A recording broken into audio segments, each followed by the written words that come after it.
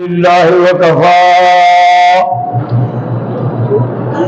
والصلاة والسلام على خاتم الأنبياء سيدنا وحبيبنا محمد المصطفى وعلى آله المجتبى اللهم صل على سيدنا محمد النبي الأمي الهاشمي وعلى آله وأصحابه نجوم الهدى أما بعد فقد قال الله تبارك وتعالى في القرآن المجيد والفرقان الحميد أعوذ بالله من الشيطان الرجيم بسم الله الرحمن الرحيم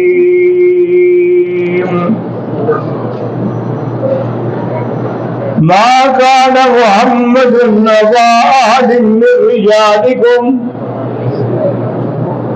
ولكن رسول الله وخاتم النبيين وكان الله بكل شيء عليما. قال النبي صلى الله عليه وسلم أنا خاتم النبيين لا نبي بعدي أو كما قال رسول الله صلى الله عليه وسلم. صدق الله العلي العظيم وصدق رسوله النبي الكريم ونحن على ذلك لمن الشاهدين ومن الشاكرين والحمد لله رب العالمين. رب اشرح لي صدري ويسر لي أمري واحلل عقدة من لساني يفقهوا قولي. سبحانك لا علم لنا إلا ما علمتنا إنك أنت العليم الحكيم. برادران اسلام، سب سے پہلے میری درخواست ہے کہ آپ میرے لیے دعا کریں گے. جو مجھے تکلیفیں ہیں اللہ شفا عطا فرمائے. آج بھی سارا دن مجھے بڑی زبردست تکلیف تھی اور میں نے یہ سوچا بھی تھا کہ شاید آج چھٹی کروں. پھر میں نے کہا پہلے 3 دن چھٹی ہو چکی ہے تو اچھی بات نہیں ہے کہ دوست آئیں انتظار کریں اور میں اپنے آرام کے لیے چھٹی کروں. جو کچھ ہے ٹھیک ہے. تو بہرحال سب سے بڑی بات یہ ہے کہ دعا کریں گے. دعا سے بڑی نعمت دنیا میں کوئی نہیں. دعا سے ساری مصیبتیں ٹل جاتی ہیں. اب موضوع یہ ہے کہ ہمارا مسئلہ حضور صلی اللہ علیہ وسلم کی ختم نبوت کے بارے میں چل رہا تھا. اب ختم نبوت کے لیے سب سے پہلے جو قرآن سے دلیل ہے، کیونکہ پہلی دلیل قرآن سے ہوتی ہے. اللہ نے فرمایا ما کان محمد ابا احد من رجالکم ولکن رسول اللہ وخاتم النبیین. تو صراحت کے ساتھ آ گیا کہ حضور خاتم النبیین ہیں. اسی طرح اللہ تبارک و تعالی نے دوسری آیت میں بھی ارشاد فرمایا کہ الذین یؤمنون بما انزل من قبلک وبالآخرة هم یوقنون. جو اتری آپ سے پہلے، یعنی آپ کے بعد کوئی کتاب نہیں، اس لیے کہ آپ آخری نبی ہیں۔ جب آپ آخری نبی ہیں تو قرآن آخری کتاب ہے۔ اور اسی طرح اللہ تبارک و تعالیٰ نے فرمایا وَإِذْ قَالَ عِيسَى ابْنُ مَرْيَمَ يَا بَنِي إِسْرَائِيلَ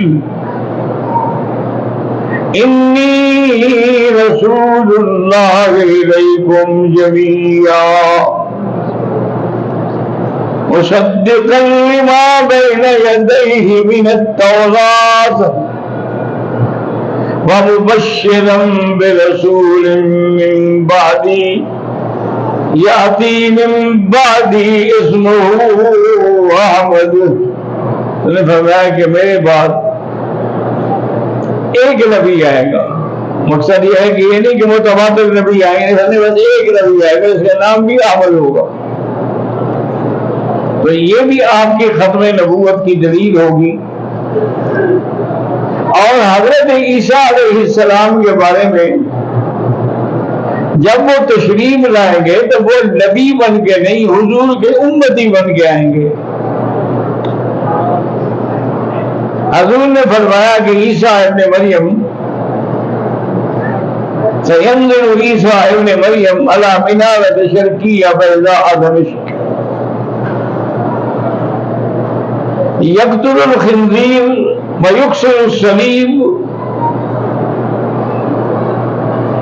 وَأَنَّهُ يَقْتُلُ الدَّجَّالَ، کہ حضرت عیسیٰ علیہ السلام جو ہے، آپ نے فرمایا کہ وہ دمشق میں اس کے شرقی مینارے پہ اتریں گے اور دو فرشتوں کے کندھوں پہ ہاتھ رکھا ہوگا، اور امام مہدی جو ہیں وہ مصلی پہ کھڑے ہو چکے ہوں گے۔ مہدی غیر ہے، عیسیٰ علیہ السلام غیر ہے۔ عیسیٰ علیہ السلام نبی ہے، مہدی نبی نہیں ہے۔ اللہ نے ان کو بڑی فتوحات دی ہیں لیکن وہ نبی نہیں ہیں۔ تو وہ مصلی میں کھڑے ہوں گے، صفے ٹھیک کرا رہے ہوں گے۔ جب عیسیٰ علیہ السلام کو دیکھیں گے تو وہ ہٹ جائیں گے کہ بھئی اب اللہ کہے کہ نبی آ گیا ہے تو میں کیسے امام بن سکتا ہوں۔ تو حضرت عیسیٰ علیہ السلام نے کہا کہ اسی سے کھڑے رہو، میں نبی تھا اب نہیں ہوں، اب میں حضور کا امتی بن گیا ہوں، میں تمہارے پیچھے نماز پڑھوں گا تاکہ لوگوں کو علم ہو جائے کہ حضور کے بعد کوئی نبی نہیں آئے گا، اگر کوئی آیا تو امتی بن کے آئے گا۔ حضرت عیسیٰ علیہ السلام نے ان کے پیچھے کھڑے ہو کے نماز پڑھی۔ اس زمانے میں وہ لوگ خنزیر کو پوجے کی طرح پالتے تھے، اس کو خنزیر کو قتل کیا، صلیب جو رکھی ہوئی تھی اس کو توڑا، اور دجال جو ہے یہ یہودیوں کا امام ہوگا،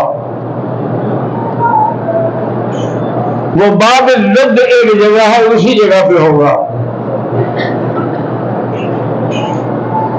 تو حضرت عیسیٰ ابن مریم وہی جائیں گے، جب ان کو دیکھے گا یذوب کما یذوب الملح فی الماء، ایسے گل جائے گا جیسے نمک پانی میں گلتا،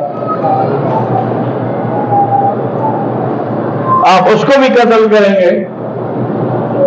وَيَدَعُ الْجِزِيَّةَ، جزیہ بھی ختم کہ بھئی آج کے بعد یا اسلام یا تلوار، اب جزیہ وغیرہ نہیں ہوگا۔ تو یہ بھی دلیل تھی حضور پاک صلی اللہ علیہ وسلم کے ختم نبوت کی۔ اور حضور پاک نے حدیث پاک میں بھی آتا ہے کہ آپ نے فرمایا ان اباکم واحد وربکم واحد ونبیکم واحد وانا خاتم الانبیاء وانتم خاتم الامم۔ اور عرفات کے میدان میں اصل کے وقت یہ آیت نازل ہوئی الیوم اکملت لکم دینکم واتممت علیکم نعمتی ورضیت لکم الاسلام دینا. جب یہ آیت اتری کیونکہ یہ اتنی بڑی نعمت تھی کہ تکمیل دین اور اتمام نعمت اور ارضاء اسلام، کہ دین میں نے مکمل کر دیا. جب دین مکمل ہو گیا اب کسی اور نبی کی کیا ضرورت؟ نعمت میں نے تمام کر دی اور اسلام دین سے میرا بھی ہو گیا. اب یہی دین چلے گا. ان الدین عند اللہ الاسلام. حضرت عمر رضی اللہ تعالیٰ عنہ کے پاس ایک یہودی عالم آیا. انہوں نے کہا کہ یا عمر، تمہارے نبی پر جو آیت اتری ہے نا، اگر ہمارے پیغمبر پہ اترتی تو ہم عید مناتے. اگر میں کون سی آیت؟ نے کہا الیوم اکملت. تو اس سے بڑی بات کیا کہ دین مکمل ہو گیا، نعمت تمام ہو گئی. یہ تو بہت بڑی بات ہے. آپ نے فرمایا جاہلو، تم کیا عید مناؤ گے؟ ہمارے تو دو عیدیں ہیں، جمعہ کا دن تھا اور عرفات کا دن تھا. عرفات بھی عید اور جمعہ بھی عید. حضور صلی اللہ علیہ وسلم نے ایک حدیث مبارک میں آتا ہے، آپ نے یہ بھی اعلان فرمایا مثلی کا مثل رجل، تمہاری مثال میری مثال ایسے ہے کہ جیسے ایک آدمی نے بنا بیتن، گھر بنایا بڑا خوبصورت، فتح کا موضوع ایک اینٹ کی جگہ خالی چھوڑ دی. لوگ آتے ہیں دیکھتے ہیں یا جمون امین تعجب کرتے ہیں اتنے خوبصورت بلڈنگ، لیکن یہ اینٹ کی جگہ کیوں خالی ہے؟ البتہ آنے لگے ہیں تو وہی خالی جگہ جو ہے وہ میں ہوں. جب میں آ گیا تھا اب نبوت کی عبادت مکمل ہو گئی. اور اسی طرح آپ دیکھیں کہ قرآن پاک میں اللہ فرماتے ہیں کہ ان اول بیت وضع للناس، اول گھر کعبہ شریف، للناس لوگوں کے لیے. اللہ نے شکر کرو کہ اللہ نے فرمایا للناس. اگر اللہ فرماتے تو نبی جین کا تو کوئی نہ آتا نا. اگر فرماتے تو للصالحین نیک لوگ آئیں گے تو ہم جیسے تو نہ آتے تھے. فرمایا سب کے لیے ہے. اور اسی طرح اللہ نے فرمایا کہ شہر رمضان الذی انزل القرآن فیہ ھدی للناس، وہ بھی سب کے لیے ہدایت للناس. وما ارسلناک الا کافۃ للناس، آپ بھی سب کے لیے ہیں. تو یہ للناس للناس للناس کی جو ترتیب ہے اس میں غور کریں کہ یہ دعوت کرتی ہے کہ اب نہ تو کوئی کعبہ بن سکتا ہے، کوئی ذلی بروزی کعبہ بن جائے نہیں ہو سکتا. اب اسی طرح کوئی ذلی بروزی قرآن اتر جائے یہ بھی نہیں ہو سکتا. تو اسی طرح کوئی ذلی بروزی نبی بھی نہیں آ سکتا. جیسے مرزا کہتا ہے کہ میں نبی تو ہوں لیکن ذلی ہوں. البتہ یہ ہو سکتا ہے کہ ذلی روایت کے بجائے ذات سے ہو تو ذلیل ہے، یہ الگ بات ہے. تو حضور صلی اللہ علیہ وسلم آخری نبی، اور ساتھ آپ نے یہ بھی فرما دیا کہ صرف میں خاتم النبیین نہیں، انتم خاتم الامم، تم پر امت ختم ہو گئی. اب نہ کوئی نبی آئے گا نہ کوئی نئی امت ہوگی.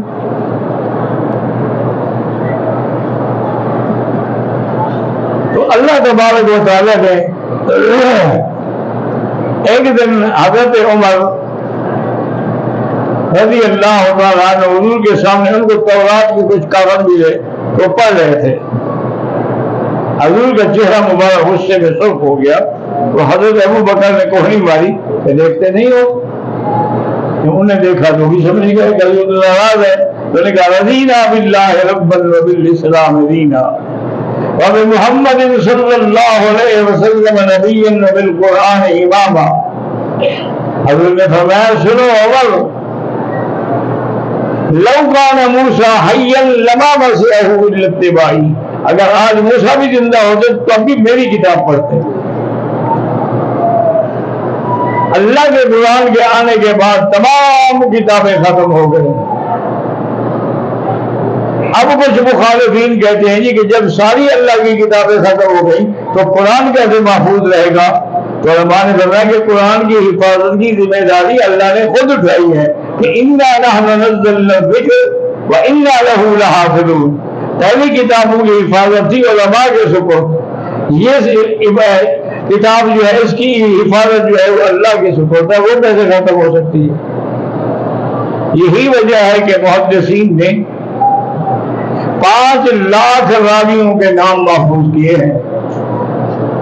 5 لاکھ، ہر راوی کا نام محفوظ ہے، اس کے احوال محفوظ ہیں۔ حضور صلی اللہ علیہ وسلم کی ہر ادا محفوظ ہے، اٹھنا بیٹھنا تھوکنا ہنسنا رونا سب محفوظ ہے۔ حضرت عبداللہ بن مسعود رضی اللہ تعالیٰ عنہ ایک دفعہ حدیث بیان کر رہے تھے، ہنسنے لگ گئے۔ اس کے بعد فرمایا تم پوچھتے نہیں ہو کہ میں کیوں ہنس رہا ہوں؟ انہوں نے کہا جی اپنے ادب سے فرمایا نہیں، یہی جگہ حضور ہنسے تھے تو اس لیے انداز ہے کو میں بھی ہنس رہا ہوں۔ حضرت جہاں حضور ہنسے ہیں وہ ہنسنا بھی محفوظ ہے، جہاں حضور روئے ہیں وہ رونا بھی محفوظ ہے۔ اللہ نے قرآن کی جمع کرنے کے لیے جمع کرنے والے متعین کیے، پڑھنے کے لیے قراء اور متجول مہیا کیے، اس کے اندر معانی اور آواز کی تلاش کے لیے فقہا مقرر کیے۔ تو جب سب موجود ہیں تو اب قیامت تک قرآن کے مٹنے کا کوئی خطرہ ہی نہیں ہے۔ اللہ تبارک و تعالیٰ آپ کو بھی اور ہمیں بھی صراط مستقیم بھی دے اور قرآن پاک پر چلنے کی توفیق بھی دے، اور اللہ ہماری سب ظاہری باطنی بیماریاں ختم فرما دے۔